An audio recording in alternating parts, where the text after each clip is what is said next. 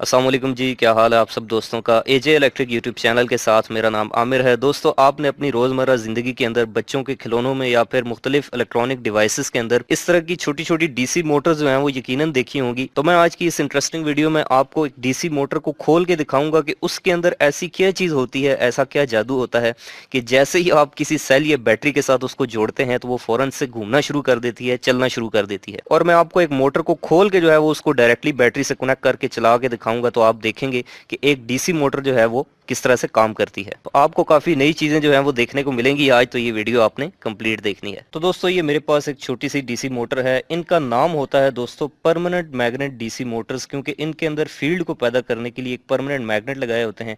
इसको खोलने का तरीका ये कि यहाँ पर आपको दो साइडों के ऊपर इस तरह के जो है वो क्लिप नजर आते हैं, लॉक टाइप। तो इनको सबसे पहले मैं जो है वो ओपन कर लेता हूँ, उसके बाद मैं आपको दिखाता हूँ कि हम इसके अंदर से क्या निकलता है। और उसके बाद आपने ये जो प्लास्टिक वाला इसका पार्ट है, इसको थोड़ा सा ऐसे पकड़ के बाहर निकालना है। तो उसके बाद आप देखेंगे कि ये मोटर खुल जाती है। अब इन मोटर्स के अंदर दोस्तों कोई लंबी चौड़ी रॉकेट साइंस नहीं होती, बस इसके अंदर तीन ही चीज़ें होती हैं। मैं आपको यहाँ से निकाल के दिखाता हूँ। ये जो पार्ट होता है दोस्तों, ये इसका आर्मेचर होता है। इसको हम कहते हैं आर्मेचर। जो बड़ी मोटर्स होती हैं उनके अंदर बड़े बड़े आर्मेचर होते हैं, जैसे आप ये यहाँ पर तस्वीरों में देख सकते हैं। जितने बड़े साइज की मोटर होगी उतना बड़ा आर्मेचर होगा। अब चूंकि ये बिल्कुल जो है वो छोटी सी मोटर है, तो इसके अंदर जो आर्मेचर है, जिसकी वाइंडिंग है, वो भी बहुत कम होगी। और उसके अलावा फील्ड को बनाने के लिए इसके अंदर दो परमानेंट मैग्नेट लगाए जाते हैं। और ये दोनों आप देख सकते हैं इस तरह से साइड्स पे होते हैं। एक ब्लू कलर में होता है अमूमन, एक रेड होता है। रेड जो है वो नॉर्थ पोल होता है और दूसरा साउथ पोल होता है।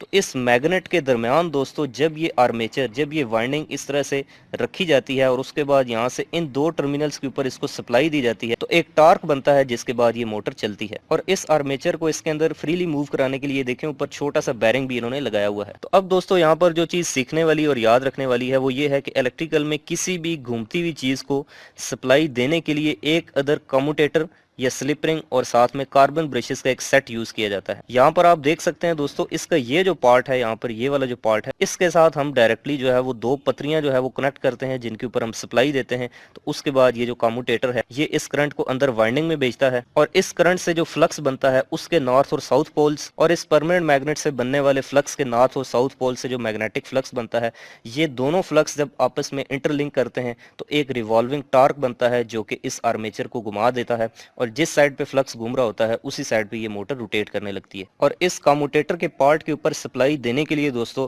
यहाँ पर ये देखें आप, इसके अंदर दो अदद पत्रियां होती हैं जो कि डायरेक्टली बाहर इनके दो टर्मिनल्स आए होते हैं। जैसे ही आप यहाँ पर सप्लाई लगाते हैं तो ये सप्लाई जो है वो इन दो पत्रियों पे आ जाती है, और ये दो पत्रियां ऐसे इस कम्यूटेटर के साथ दो मुख्तलिफ साइडों से टच कर रही होती हैं, तो सप्लाई इस तरह से अंदर जाती है। इसके अलावा जो बड़ी मोटर्स होती हैं उनमें परमानेंट मैग्नेट के बजाय जो है वो इस जगह के ऊपर भी इलेक्ट्रोमैग्नेट लगा के उसको सप्लाई दे के फील्ड बनाई जाती है। और जो डीसी मोटर्स होती हैं उनकी तीन टाइप्स होती हैं, DC series motor, DC shunt motor और डीसी कंपाउंड मोटर। अगर आप उनके बारे में भी डिटेल से जानना चाहते हैं तो आप कमेंट करके बताएं, मैं उनके ऊपर भी इंशाल्लाह वीडियोस बना दूं। तो चलिए दोस्तों, अब मैं इस आर्मेचर को जो है वो इसके अंदर लगा के आपको डायरेक्टली बैटरी से यहाँ पर दो टर्मिनल्स जो है वो सप्लाई के कनेक्ट करके दिखाता हूँ कि किस तरह से इसके अंदर टार्क बनता है और ये मोटर रिवॉल्व करती है। तो दोस्तों, ये आप देख सकते हैं मेरे पास एक 9 वोल्ट की बैटरी है, जिसके साथ मैंने इस तरह की ये दो तारें निकाल ली हैं। और आप देखेंगे कि जैसे ही ये दोनों तारों को मैं इस कम्यूटेटर वाले पार्ट के ऊपर टच करता हूं तो एक टार्क बनेगा जो कि इस आर्मेचर को घुमा देगा। तो ये आप देख सकते हैं, जैसे ही मैं इसके ऊपर ऐसे लगा रहा हूं, डायरेक्टली मैं कनेक्ट कर रहा हूं, और आप देख सकते हैं कि कितनी स्पीड से जो है वो इसका आर्मेचर इसके अंदर मूव कर रहा है, घूम रहा है। तो दोस्तों, जो बड़ी बड़ी डीसी मोटर्स होती हैं उनके कम्यूटेटर के ऊपर इस मकसद के लिए जो है वो बड़े बड़े कार्बन ब्रशेस लगाए जाते हैं, जो कि कार्बन के बने होते हैं।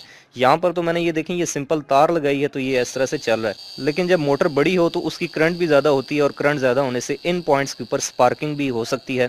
तो उस चीज़ के लिए जो है वो हम कार्बन का मटीरियल इस्तेमाल करते हैं। इस तरह का खालिश कंडक्टर मटीरियल हम इस्तेमाल नहीं करते। तो इस तरीके से दोस्तों, कोई भी डीसी मोटर जो है वो उसके अंदर टार्क बनता है, एक रिवॉल्विंग टार्क बनता है, और वो जो मैग्नेटिक फ्लक्स से बनने वाला टार्क है वो उसको चलाता है।